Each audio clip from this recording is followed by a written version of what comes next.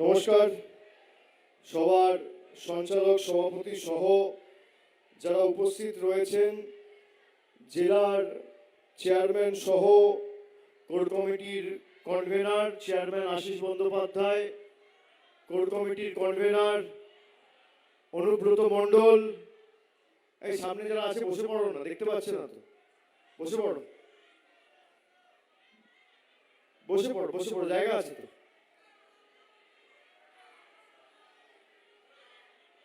আমি সামনে এসে বলবো, সবাই দেখতে পাবে, বসে পড়ো। চন্দ্রনাথ সিনহা রয়েছেন, আমাদের প্রার্থী রয়েছেন লাভপুরে তৃণমূল কংগ্রেসের প্রার্থী অভিজিৎ সিনহা, রয়েছেন নানুরের প্রার্থী বিধানচন্দ্র মাঝি, রয়েছেন রাজেন্দ্র প্রসাদ সিং, মোশাররফ হোসেন, অভিজিৎ রায়, উজ্জ্বল চ্যাটার্জি সহ শতাব্দী রায় বীরভূমের সাংসদ, বোলপুরের সাংসদ অসিত মাল সহ যার সমর্থনে আজকে এই সভা, ফাইজুল হক, কাজল শেখ, আমি তাকেও আমার ধন্যবাদ কৃতজ্ঞতা জানাচ্ছি। আপনারা যারা আজকে এই রোদ গরমকে উপেক্ষা করে, এই ছেলেরা যারা আছে এই দিকটা চলে এসো, মহিলাদের দেখতে অসুবিধা হচ্ছে, এই ব্যারিকেডের মধ্যেখানে বার করে দিই, এদিকে এসো, নাহলে একটু পিছনে চলে যাও, জায়গা আছে। আমি সকলকে ধন্যবাদ জানাচ্ছি, কৃতজ্ঞতা জানাচ্ছি। বিপুল সংখ্যায় আজকে এই গরমকে উপেক্ষা করে আমার মায়েরা এসছেন, দিদিরা, নারী শক্তি, মাতৃশক্তি কারোর সাথে থাকলে তাকে কেউ কোনোদিন আটকাতে পারে না। এই হাসন বিধানসভায় তৃণমূল কংগ্রেস প্রার্থী 2021 সালে প্রায় 50,000-এর বেশি ব্যবধানে জিতেছিল। আমাদের লোকসভায় বোলপুর এবং বীরভূম দুটো লোকসভাতেই আমাদের ব্যবধান বেড়েছিল, কিন্তু তুলনামূলকভাবে 50,000-এর ব্যবধান আমাদের 38,000 হয়েছিল।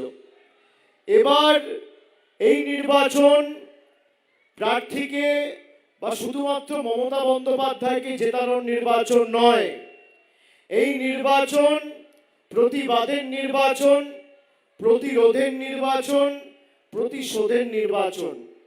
যারা গরিব মানুষকে যখন ইচ্ছা লাইনে দাঁড় করিয়ে দিয়েছে তাদের উচিত শিক্ষা দেওয়ার নির্বাচন। যে স্বতঃস্ফূর্ততা আমি লক্ষ্য করেছি, মানুষ আগামী 23 তারিখ লাইনে দাঁড়িয়ে ভোট দিলে, শুধু দুবরাজপুরে আমরা গতবার পরাজিত হয়েছিলাম, এবার 11-0 তৃণমূলের পক্ষে হওয়া এই বীরভূম জেলা থেকে সময়ের অপেক্ষা। এবং হাসন বিধানসভা থেকে 50,000-এরও বেশি ব্যবধানে, আগের বারের ব্যবধান টপকে গিয়ে 50,000-এর বেশি ব্যবধানে তৃণমূল প্রার্থীকে জেতাতে হবে। এখানে আমাদের সব থেকে বড় সাফল্য, হাসন বিধানসভার এলাকার মধ্যে তারাপীঠ মন্দির পড়ছে। আমি আজকের সভা শেষ করে মায়ের মন্দিরে যাব, সেখানে সবার কল্যাণের স্বার্থে মায়ের কাছে মামাটি মানুষের হয়ে প্রার্থনা করব। মা কোনোদিন খালি হাতে আমাদের ফেরায়নি। তারাপীঠ রামপুরহাট ডেভেলপমেন্ট অথরিটি, যেটাকে আমরা TRDA বলি, তারাপীঠ সহ রামপুরহাট 2 নম্বর ব্লকের একাধিক পরিকাঠামোগত উন্নয়ন করে এই ডেভেলপমেন্ট অথরিটি তৈরি করা মমতা বন্দ্যোপাধ্যায়ের সরকারের সব থেকে বড় সাফল্য। তারাপীঠ মন্দিরে প্রচুর মানুষ প্রতিদিন আসেন। তারাপীঠে শ্মশান, দ্বারকা নদীর উপর সংস্কার হয়েছে, তৈরি হয়েছে ইলেকট্রনিক চুল্লি, নদীর 2 পাড় ধরে সৌন্দর্যায়ন হয়েছে, সাধু সন্তদের জন্য থাকার ঘর তৈরি হয়েছে, সন্ধ্যা আরতির ব্যবস্থা করা হয়েছে। এছাড়া মন্দির সংলগ্ন এলাকা থেকে ডেকুরিয়া গ্রামের মোড় পর্যন্ত 4 লেন রাস্তা তৈরি করা হয়েছে। এর সাথে ব্রাহ্মণী নদীর উপর দুনি গ্রামের কাছে প্রায় 300 মিটার দৈর্ঘ্যের ভাঙলা সেতু নির্মাণ হয়েছে। এর ফলে ভাঙলা গোপালপুরের মধ্যে সরাসরি যোগাযোগ তৈরি হয়েছে। দুনিগ্রাম প্রাথমিক স্বাস্থ্য কেন্দ্র দীর্ঘদিন ধরে করুণ অবস্থায় পড়েছিল। ওই স্বাস্থ্য কেন্দ্রের পরিকাঠামোগত উন্নয়ন, ডাক্তার নিয়োগ করা, বেডগুলিকে সংস্কার করা, আগে মানুষ গেলে সাধারণ চিকিৎসার জন্য রামপুরহাটে যেতে হতো। দুনিগ্রাম প্রাথমিক স্বাস্থ্য কেন্দ্রের উন্নতিকরণ আমাদের সরকার করেছে। রামপুরহাট 2 নম্বর ব্লকে পলিটেকনিক কলেজ হয়েছে। সারা বিধানসভা জুড়ে প্রায় পথবাতি লাগানো থেকে শুরু করে মণিসেবা মোড় থেকে তারাপীঠ হয়ে চন্দ্রপুর পর্যন্ত 4 লেন রাস্তা তৈরি হয়েছে। এবার প্রার্থী পরিচিতি যদি আমি আপনাদের সামনে তুলে ধরি, তৃণমূল কংগ্রেসের একদম অত্যন্ত উৎসাহী, সক্রিয় এবং মানুষের জন্য সর্বদা নিবেদিত প্রাণ কাজল শেখকে তৃণমূল হাসন থেকে দাঁড় করিয়েছে, যিনি নিজে কেন্দ্র সরকারের এসআইআর প্রক্রিয়ার এই বৈষম্যের আচরণের শিকার হয়েছেন। তার নিজের নাম আন্ডার অ্যাডজুডিকেশন ছিল। জেলা পরিষদের সভাধিপতি হিসেবে বীরভূম জেলার একাধিক উন্নয়ন তিনি করেছেন। রাস্তাঘাট, ড্রেনেজ ব্যবস্থা এবং জলের পরিষেবায় ব্যাপক উন্নয়ন বিগত দিনে জেলা পরিষদের তরফ থেকে হয়েছে। এখানে বিজেপির যে প্রার্থী, তার নাম নিখিল ব্যানার্জি।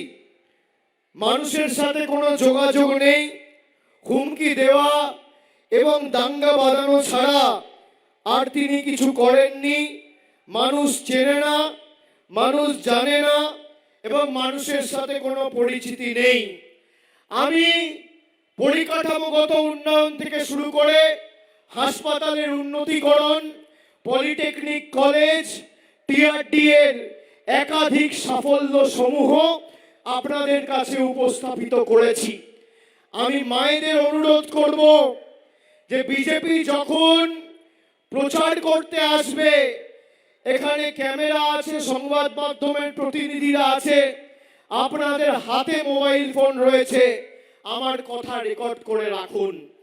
আমি হাসন বিধানসভায় আমাদের সরকার লক্ষ্মীর ভান্ডার, যুব সাথী, কন্যাশ্রী, খাদ্য সাথী, পথশ্রীতে কত রাস্তা হয়েছে, কতজন বাড়ি পেয়েছে, তার খতিয়ান আপনাদের কাছে তুলে ধরব।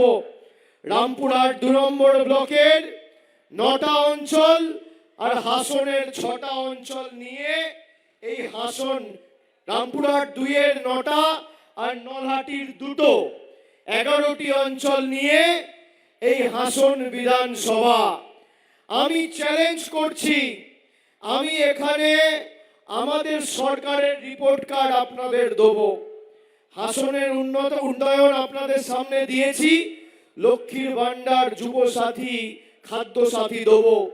বিজেপির প্রার্থী সহ বিজেপির নেতাদের চ্যালেঞ্জ, যদি আপনারা পারেন হাসনের কোনো একটা মাঠ বেছে নিন, মঞ্চ বাঁধুন, সময় ঠিক করুন, একদিকে আপনি থাকবেন আর একদিকে আমাদের প্রতিনিধিরা থাকবে।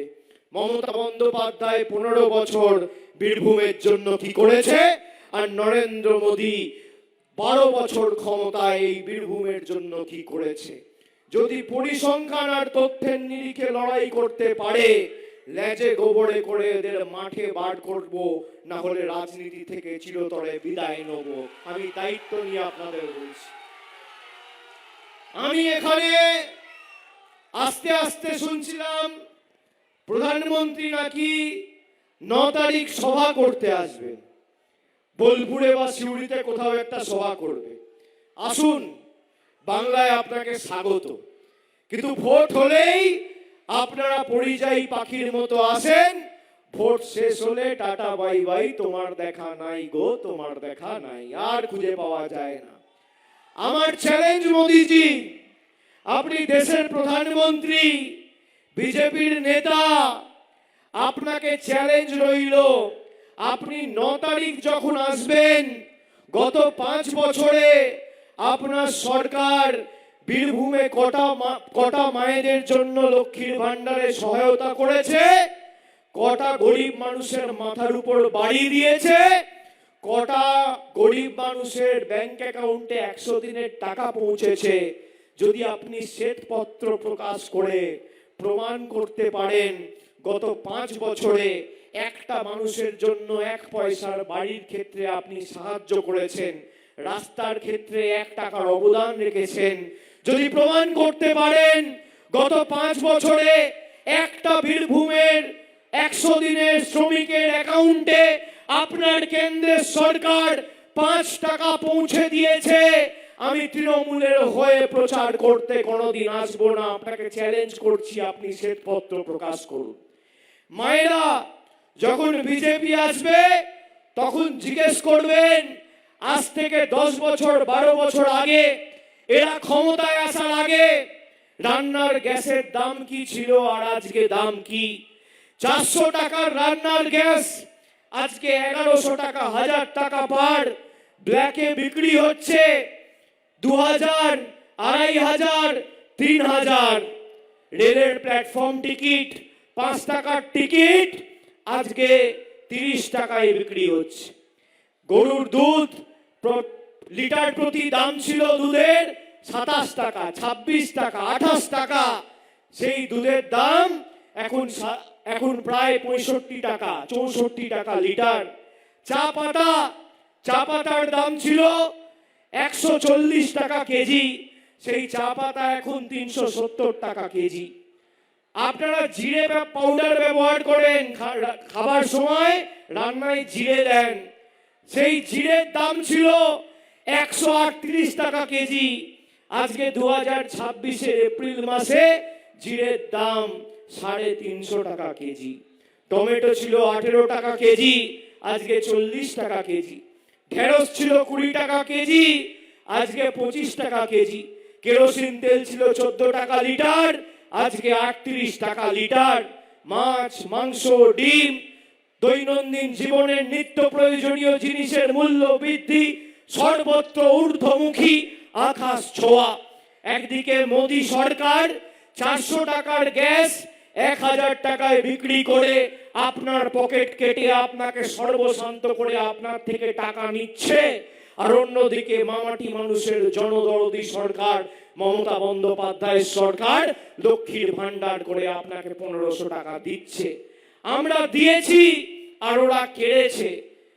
বিজেপি যদি কোথাও জিতেছে, আপনারা যদি আমাকে দেখাতে পারেন যে দিল্লিতে 12 বছর মোদী সরকার ক্ষমতায় একটা 10 পয়সার বাড়তি কাজ কোথাও এরা এনেছে, চলে যান দুবরাজপুরে, বিজেপির বিধায়ক জিতেছিল, আমাকে যদি দেখাতে পারেন বাড়তি 10 পয়সার প্রজেক্ট কেন্দ্র সরকার দুবরাজপুরের জন্য দিয়েছে, আমি রাজনীতি করব না।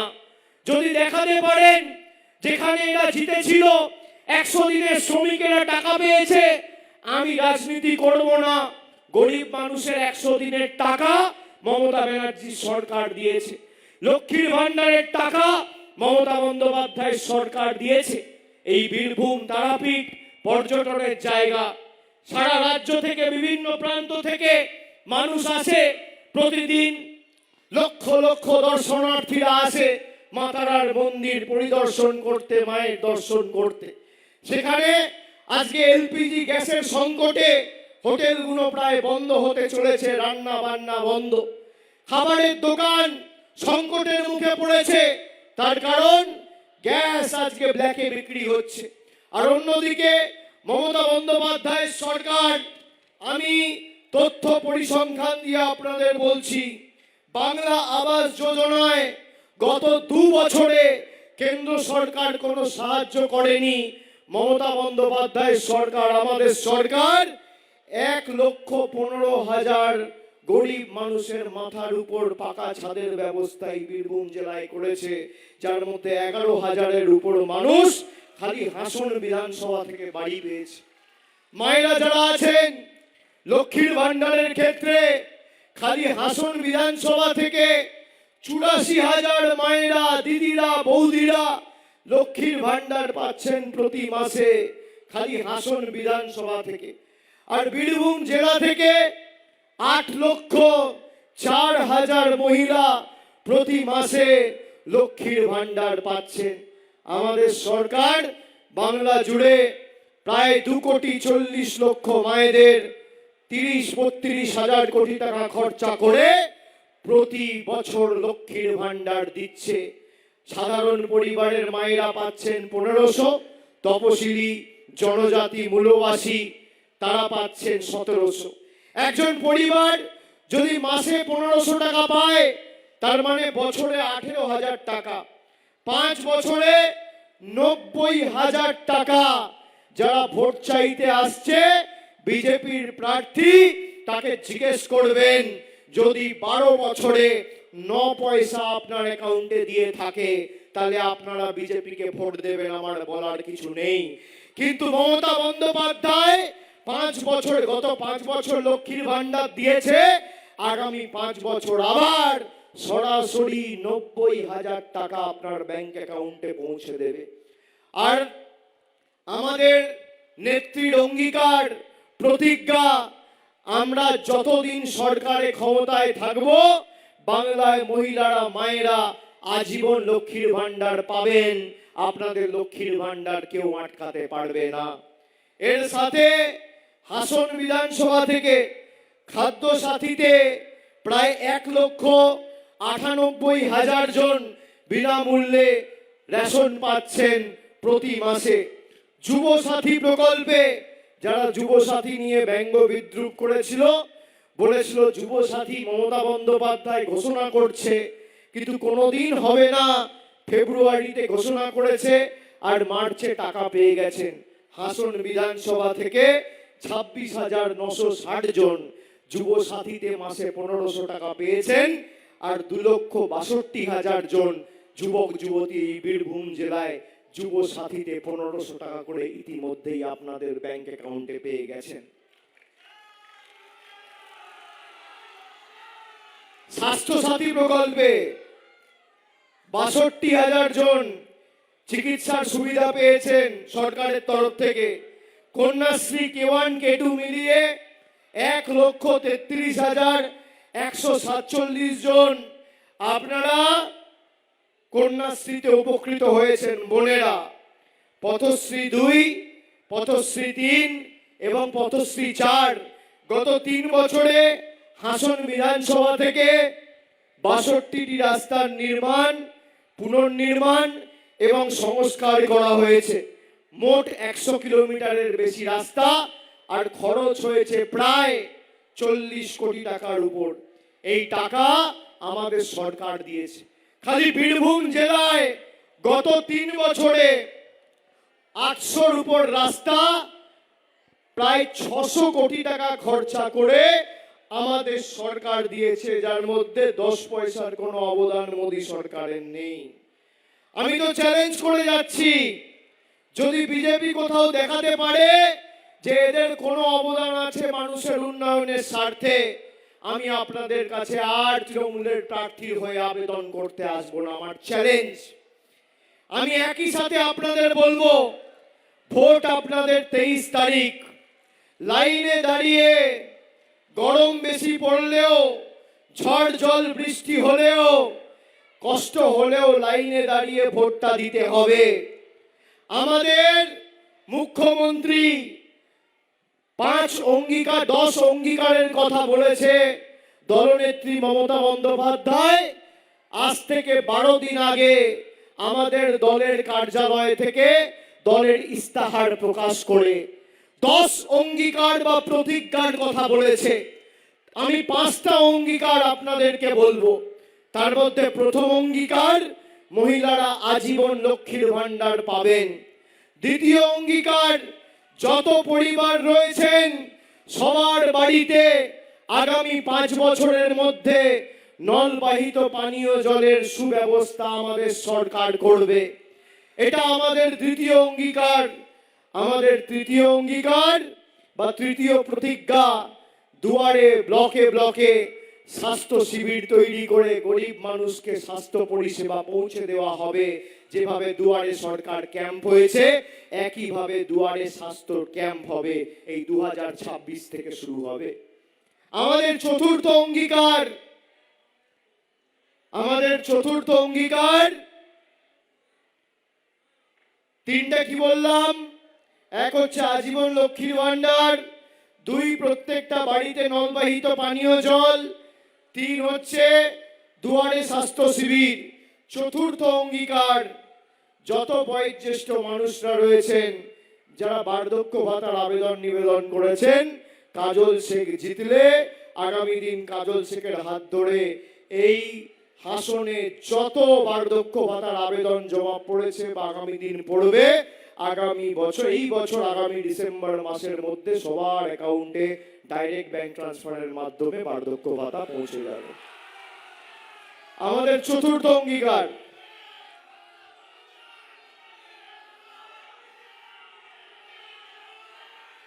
আর আমাদের পঞ্চম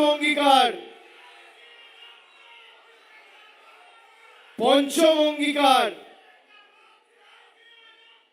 যত গরিব মানুষ রয়েছে যাদের সত্যি বাড়ির প্রয়োজন, যারা বাড়ির জন্য আবেদন করেছেন, নিবেদন করেছেন, এখানে 1,12,000-এর বেশি গরিব মানুষের মাথার উপর ছাদের ব্যবস্থা আমাদের সরকার করেছে, কেন্দ্রের কোনো সহযোগিতা ছাড়া। আগামী দিন বাংলার যত গরিব পরিবার রয়েছেন যাদের মাথার উপর ছাদের দরকার, যারা আবেদন নিবেদন জমা করেছেন বা আগামী দিন করবেন, সবার মাথার উপর পাকা ছাদের ব্যবস্থা মমতা বন্দ্যোপাধ্যায় সরকার করবে, কেন্দ্র সরকার দিক আর না দিক। আমাদের পঞ্চম অঙ্গীকার, আজীবন লক্ষ্মীর ভান্ডার, নলবাহিত পানীয় জল, দুয়ারে স্বাস্থ্য শিবির, বার্ধক্য ভাতা আর সবার জন্য বাংলার বাড়ি। মমতা বন্দ্যোপাধ্যায়ের প্রতিশ্রুতি, শপথ, প্রতিজ্ঞা।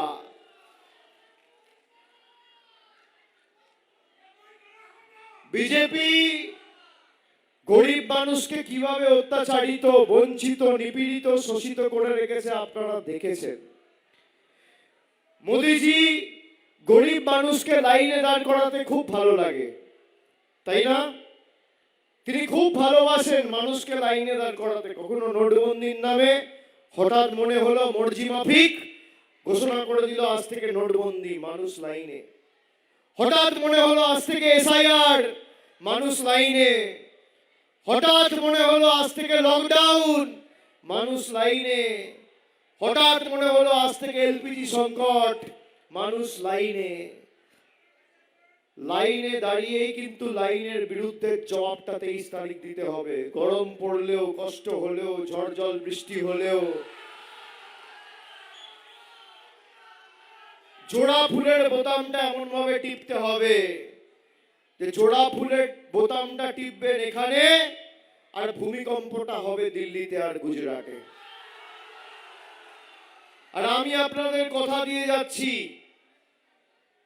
আমি যতটুকু আমার সামর্থ্য রয়েছে, আমার লোকসভা কেন্দ্রে আমি যেভাবে প্রত্যেকটা বিধানসভা আমার লোকসভার অন্তর্গত, আমি বৃহত্তর পরিবারের মতো বুক দিয়ে আগলে রেখেছি, এই হাসন বিধানসভাকেও আমি আগামী দিন বুক দিয়ে আগলে রাখবো। উন্নয়নের সার্বিক দায়, দায়িত্ব, দায়ভার আমার। কিন্তু সবাইকে ঐক্যবদ্ধ হয়ে লড়তে হবে। যাদের নাম কাটা গেছে কেউ চিন্তা করবেন না, অনলাইন অ্যাপিল ফাইল করা হচ্ছে। আজকে 4 তারিখ, আগামী পরশুদিন 6 তারিখ আবার সর্বোচ্চ আদালতে, সুপ্রিম কোর্টে এসআইআর নিয়ে মামলার শুনানি রয়েছে। আমরা মাঠে ঘাটে, ময়দানে, পার্লামেন্টে, কোর্টে, সর্বত্র এসআইআর নিয়ে লড়াই করেছি। আমাদের রাজ্যের মুখ্যমন্ত্রী, একমাত্র মুখ্যমন্ত্রী, সর্বোচ্চ আদালত সুপ্রিম কোর্টে গিয়ে নিজে দাঁড়িয়ে সওয়াল করেছে। লড়াই করেছেন, যাদের নাম কাটা গেছে চিন্তা করবেন না, সবার নাম অ্যাপিলেট ট্রাইব্যুনালে অ্যাপিল করার জন্য আমাদের পঞ্চায়েত স্তরে যারা দায়িত্বে রয়েছে তাদের সকলের সাথে আমার কার্যালয় প্রতিনিয়ত যোগাযোগে আছে। কালকে বীরভূম থেকে একাধিক অ্যাপ্লিকেশন জমা পড়েছে। আমি সন্ধেবেলায় গিয়ে এই পর্যালোচনাগুলো করি, কোথা থেকে কত অ্যাপ্লিকেশন জমা পড়লো, কাদের নাম বাকি রয়েছে, কাদের নাম এখনো উঠেছে, কাদের নাম ওঠেনি। আপনারা দেখবেন আমি যেখানেই থাকি সূর্যাস্তর আগে কলকাতা ফিরি, তার কারণ আপনাদের হয়ে এই কাজটা সারা সন্ধ্যেবেলা রাত্রিবেলা ধরে আমি করি, আবার পরের দিন সকালবেলা প্রচার করি। চিন্তা করবেন না, কিন্তু সবাইকে সমষ্টিগতভাবে লড়তে হবে। আর বিজেপি যদি কোনো বুথে জেতে, এরা জিতলে আপনি আপনার অধিকার থেকে বঞ্চিত হবেন, আর তৃণমূল জিতলে আপনার অধিকার সুরক্ষিত থাকবে। তৃণমূল চাক আপনার মুখে হাসি ফুটুক, আর বিজেপি চায় আপনার চোখে জল নেমে আসুক। আমরা আসার আগে এই রামপুরহাট, হাসন, মুরারাই, নলহাটি বিস্তীর্ণ এলাকা জুড়ে বীরভূমের কি পরিস্থিতি ছিল আপনারা দেখেছেন, আর আজকে পরিবর্তন আপনারা লক্ষ্য করছেন। মমতা বন্দ্যোপাধ্যায় যেভাবে মানুষকে পরিষেবা দিয়েছে, উন্নয়নের যে কর্মযজ্ঞ শুরু হয়েছে, প্ল্যাকার্ডগুলো নামাও, দেখতে পাচ্ছেন প্ল্যাকার্ডগুলো নামাও, অনুরোধ করব। যে উন্নয়নের কর্মযজ্ঞ শুরু হয়েছে সেই উন্নয়নের কর্মযজ্ঞ যাতে অব্যাহত থাকে, তাই মামাটি মানুষের প্রার্থী, আমার আপনার সবার প্রার্থী মমতা বন্দ্যোপাধ্যায়ের আশীর্বাদ ধন্য, স্নেহ ধন্য কাজল শেখকে, ফয়জুল হক তাকে ঘাসের উপর জোড়া ফুল চিহ্নে ভোট দিয়ে বিপুল বিপুল বিপুল ভোটে জয়যুক্ত করতে হবে। আর 4 তারিখ যখন ভোট বাক্স খুলবে, তখন এমন ভাবে চারিদিকে জোড়া ফুল আর সবুজ আবির, যেন চারিদিকে যেদিকে চোখ যাবে খালি জোড়া ফুল আর জোড়া ফুল। ব্যালট বাক্স খুললেই যেন পদ্ম ফুলের নেতারা চোখে সর্ষে ফুল দেখে, এটা সুনিশ্চিত করতে হবে। যারা আমাদের টাকা আটকে রেখেছে, যেভাবে আমাদের সাথে বেইমানি করেছে, একইভাবে তাদের জবাব দিতে হবে। রিমোট কন্ট্রোলের মতো যখন মনে হয়েছে গরিব মানুষের 100 দিনের টাকা বন্ধ, যখন মনে হয়েছে জলের টাকা বন্ধ, যখন মনে হয়েছে রাস্তার টাকা বন্ধ, যখন মনে হয়েছে বাড়ির টাকা বন্ধ, দিল্লি থেকে রিমোট কন্ট্রোলের মতো বোতাম টিপে বাংলার মানুষের অধিকার বন্ধ করেছে। তাই তাদের হাতে রিমোট কন্ট্রোল থাকলে আপনার হাতে ইভিএম এর বোতাম আছে, তাদের হাতে রিমোট কন্ট্রোলের বোতাম, আর জনসাধারণের কাছে, আমাদের গণদেবতার কাছে, জনতার কাছে রয়েছে ইভিএম এর বোতাম। রিমোট কন্ট্রোলের জবাবটা আগামী দিন ইভিএম এর বোতাম টিপে দেবেন, আর এমন ভাবে জবাব দেবেন যারা আমাদের নিপীড়িত, বঞ্চিত, অবহেলিত, অত্যাচারিত, শোষিত করে রেখেছে, যারা আমাদের বাংলাদেশি বলে দাগিয়ে দিয়েছিল। মনে আছে সোনালী খাতুনের কথা? তার মা বাবার নাম রয়েছে এখানের ভোটার লিস্টে, বাংলাদেশি বলে পাঠিয়ে দিয়েছিল। তৃণমূল কংগ্রেস লড়াই করে বাংলাদেশ থেকে ফিরিয়ে এনেছে, বাধ্য হয়েছে বিজেপি ফিরিয়ে আনতে। নরেন্দ্র মোদী শেষ কথা বলে না, শেষ কথা মানুষ বলে। আমরা আমাদের সামর্থ্য অনুযায়ী মানুষের পাশে দাঁড়িয়েছি। হিন্দু, মুসলমান, শিখ, জৈন, পার্সি, ইসাই সবার পাশে আমরা বিশ্বাস করেছি বৈচিত্র্যের মধ্যে একতার মূল মন্ত্রে। নানা ভাষা, নানা মত, নানা পরিধান, বিবিধের মাঝে দেখো মিলন মহান। এই বীরভূমের মাটি কবিগুরু রবীন্দ্রনাথ ঠাকুরের মাটি, তাকে অপমান করেছে বিজেপি। বিদ্যাসাগরের মূর্তি ভেঙেছে বিজেপি, অমর্ত্য সেনকে নোটিশ পাঠিয়েছে বিজেপি। আপনি ভাবুন এরা কোথায় গেছে। আজকে 70টা এমএলএ নিয়ে কে মাছ খাবে আর কে মাংস খাবে, কে ডিম রান্না করবে আর কে তরকারি দিয়ে রুটি খাবে, বিজেপির নেতারা ঠিক করছে। কারা মাছ খান, মাংস খান, ডিম খান, একটু হাত তুলুন তো, হাত তুলুন। সোশ্যাল মিডিয়ায় দেখছেন তো বিভিন্ন জায়গায় বিজেপির হাড়মাত জল্লাদগুলো উত্তর ভারতের কৃষ্টি সংস্কৃতি বাঙালির উপর চাপিয়ে দেওয়ার চেষ্টা করছে, বলছে মাছ মাংস দোকান বন্ধ করে দিতে হবে। প্রধানমন্ত্রী নিজের সভা থেকে বলেছেন যারা মাছ খায় মাংস খায় তারা মুঘল। আমি তো আগে একবেলা খেতাম, এখন দুবেলা খাই। আপনারা বেশি করে খাবেন। আমরা কি খাবো, কি পরবো, কোথায় থাকবো, কি রঙের জামা পরবো, কার সাথে কথা বলবো, দুপুরে কি দিয়ে ভাত খাবো, মাছ খাবো না ডিম খাবো না মাংস খাবো, বিজেপির দাদারা ঠিক করবে, দিল্লি থেকে দালালি করে নিদান দেবে। বাংলা চালাবে বঙ্গবাসী, বাংলার মানুষ, বীরভূমের ভবিষ্যৎ ঠিক করবে বীরভূমের মানুষ, এই মাটির মানুষ। দিল্লির দাঙ্গাবাজ আর গুজরাটের বহিরাগতরা বাংলার ভবিষ্যৎ ঠিক করবে না। আমরা মরে যাব, তাও বশ্যতা স্বীকার করব না।